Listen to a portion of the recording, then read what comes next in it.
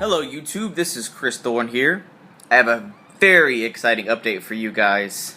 And what is that?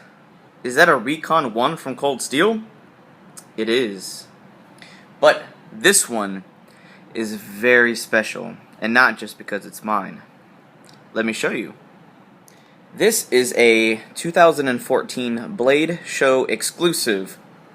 This Recon 1 is made with XHP stainless steel and has a DLC coating.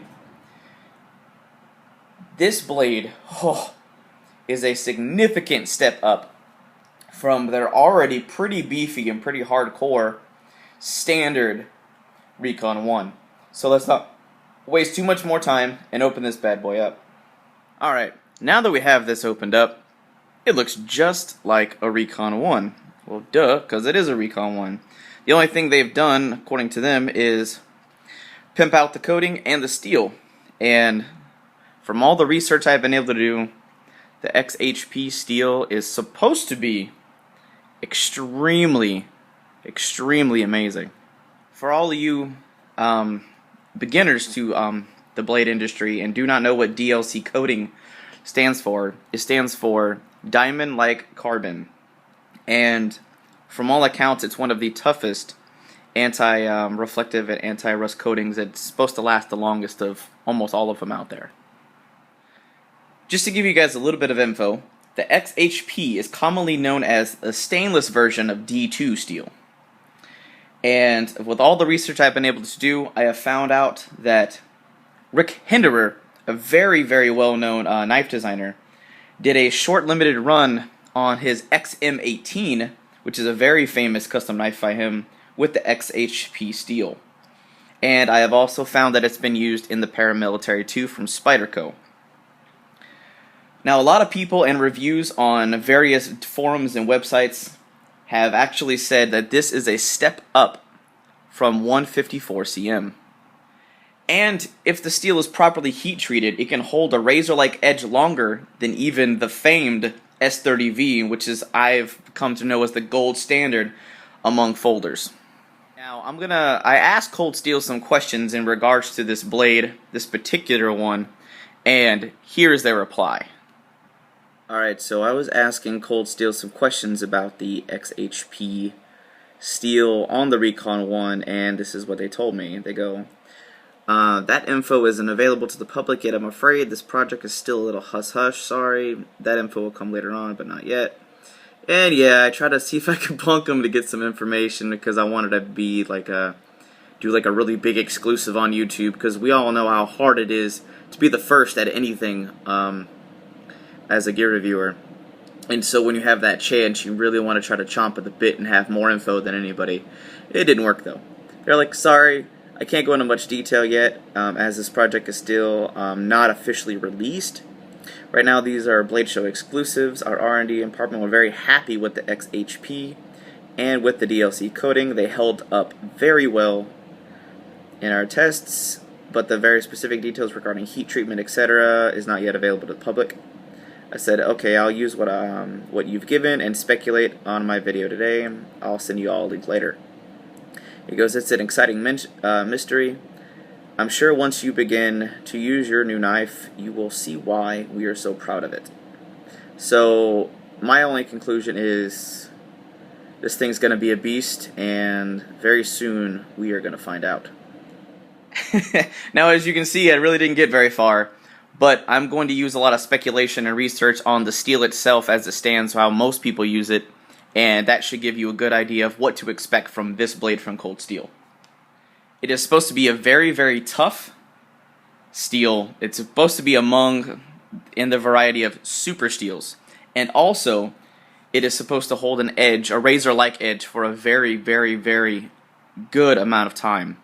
Also, the Rockwell hardness for most of the folders usually ranges between 60 and 62, so it will be on the higher end. And as far as the wear resistance, it has actually been compared to ZDP 189. Now, with all of that praise about XHP steel, did Cold Steel get it right? Well, we are going to find out. not in this video, but I'm going to do a head-to-head battle to do a direct comparison to a very, very popular blade that I know all of you are completely and utterly aware of. And that is the Zero Tolerance 0200.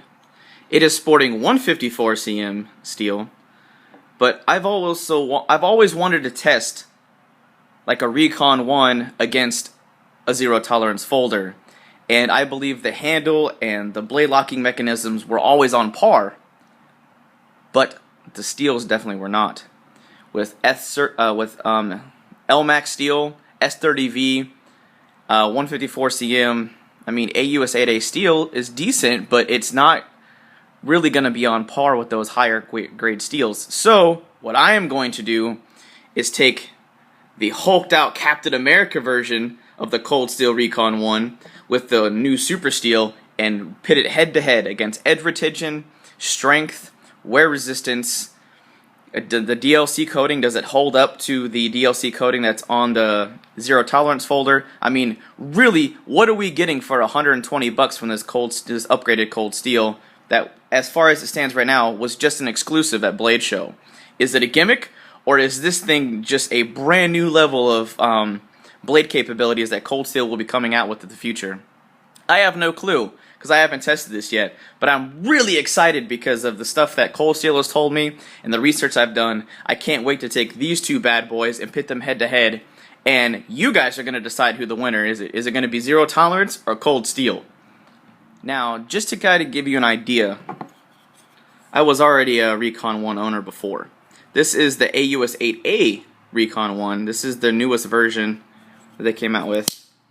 And as you can see, I'm going to post a link to my testing and review of this blade. But as you can see, the coating came off very easily. This was in 1 day of testing. I mean, it came off pretty badly. But it came off mostly in the tip areas where I was doing a lot of harsh cutting and stabbing. When I was going through really abrasive materials, the coating came off quite easily. But it actually did a pretty good job along the blade edge. It wasn't horrible. But the steel, I had to resharpen this significantly because AUS 8A stainless steel lost an edge pretty quickly, but it comes right back to true very quickly. Now, with that said, I'm also going to do some pictures after I do some testing with that and directly compare it to the results of this. So there's kind of going to be like a three-way experiment going on with this brand new folder. So I hope you guys are excited as I am. And just to recap really quickly about what's going on with my channel this week, my mega survival gear giveaway with the huge packs that I'm giving away this week is going extremely well. I'm very excited. You guys have been pushing that thing out there, and a lot of people know about that, and I've been getting feedback on a lot of different messages, emails, countless emails. I cannot keep up with them. Some people have gotten a little agitated with me because I have not been able to get back to them in a reasonable amount of time. And something I want to share with all of you who watch this video today is I'm sorry. I am doing my best. It is really hard to keep track of all the Facebook messages, the emails, the comments, and just, keep active with you guys. And I'm also communicating with other pages, channels, and companies, trying to develop new sponsorships so I can keep the testing and bringing exciting new gear like the new Cold Steel blade straight to you guys. So I hope you guys have a really good day, and that's all I have right now. I'm out.